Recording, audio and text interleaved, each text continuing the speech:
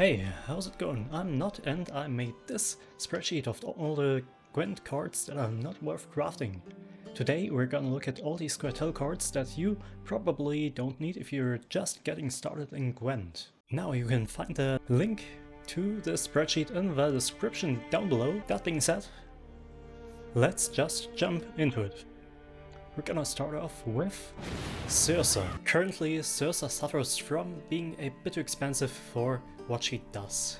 Harmony is not that good of an ability right now, as there was a recent nerf that hit the deck and the ability pretty hard. And the conditional hand buff on Scoia'tael makes her way too conditional for pure hand buff decks to consider her. This makes Scoia'tael pretty bad for both the decks that she was maybe designed for, and that makes Scoia'tael not worth crafting right now. Now, Scoia'tael. Scoia'tael is the dwarf variant of Yevon. Let's take a quick look at him. Yevon does the same thing as Scoia'tael, but Scoia'tael boosts and Yevon damages, and Scoia'tael is related to dwarves and Yevon is related to elves. Scoia'tael suffers from this sort of parallel design, as elves have lots of ways to set up a row full of elves, like the Deadeye Ambush leader ability or Vernociel, while Scoia'tael doesn't have that much support on the dwarf side. Also, Yevon does damage, which helps him in some matchups where control and dealing with engines is very important, while Scoia'tael plays right into toll removal and into poison. Scoia'tael just doesn't have the points and provisions that he needs to have to be viable, and his effect is not really what the dwarf deck needs right now. Even if you want to play a dwarf deck, you wouldn't play Scoia'tael, you much rather would include the much cheaper Mahakam Guard, who has a very similar effect. This makes Scoia'tael not even worth including in a very dwarf heavy deck, making him not worth crafting. Now, Milva. Milva is an immune unit who can serve as an engine for lots of Scoia'tael decks, and she did when the power levels of Gwent cards were a bit different, a bit lower. Right now she got power crept pretty hard. Her 3 points are just too weak in a short round 3, and her effect is basically what Harmony did in its peak, but right now Milva wouldn't be worth including in any of the Scoia'tael decks that are played right now, making her just not worth crafting. Brienne. While offering solid points for her 6 points of provision, Brienne doesn't offer an interest.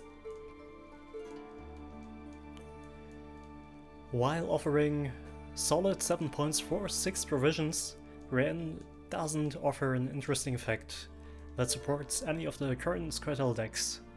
Being able to distribute 3 points of damage like she does, with single pings, may be a way to support Shiru, but I haven't seen a single Shiru deck running Brienne, making her not really viable. I don't see any other deck in which Brienne would offer meaningful support, making her just not worth crafting right now. Ipia Hattori. There's basically one situation in which you want to play Hattori, and that's when you get the artifact quest. Thing is, Hattori is way too easy to remove to consider him for that quest. When you play lots and lots of artifacts, you offer your opponent basically no units to attack, making Hattori a prime removal target. So even if you play a quest deck, you might not include Hattori, making him not worth crafting. The Panther. The Panther is a beast. He was pretty good when he triggered Harmony, but right now Harmony plays the Hawk, who offers a much more interesting effect. He can move units instead of giving them bleeding, being a much better control tool than the Panther, Other than Harmony, the Panther has no synergy in Scoia'tael, making him not worth crafting and not worth including in any decks. The Rye-Head Saboteur. It's a 5/5 card, but there is no elves that profit from being boosted. There's a Dryad, a Glaze, and there's a Dwarf, Sheldon, but no elves. The Rye-Head Saboteur might offer some carryover value, but without any apparent synergies, he's just not worth including even in a Radea elf deck. The Farseer, one of the few reveal effects left in the game, but the Farseer is quite unreliable. Being a potential 4/4, there's much more synergistic cards that even a Herald Guard deck could play. And even if your deck is special card heavy, the Farseer isn't a guaranteed 6/4. It's just a very unreliable effect that isn't even a good meme. Farseer is just not that good of a card, do not craft him. Her? Whatever. Now, the Dryad Grovekeeper. She gives vitality equal to the number of other Dryad units. Now, never mind that there's not that many Dryad Swarm decks left. She suffers from the same issue that the Van Molleham Servant has. You need to set up a board with plenty of Dryad units, and then you'll have to have enough time in the round left for the vitality to go through, for the Dryad Grovekeeper to reach high value. So she's very awkward to time, and she has no real synergy besides now the Hammond Dryad. With Symbiosis decks not including her, I think it's pretty clear that she's not worth crafting right now. The Hogger Support, another artifact synergistic card that you wouldn't include in artifact decks. It's just a 6/4, it boosts, but it's not an interesting effect, not an important effect to have if you run an artifact heavy deck, so Hawker Support, not really worth crafting right now.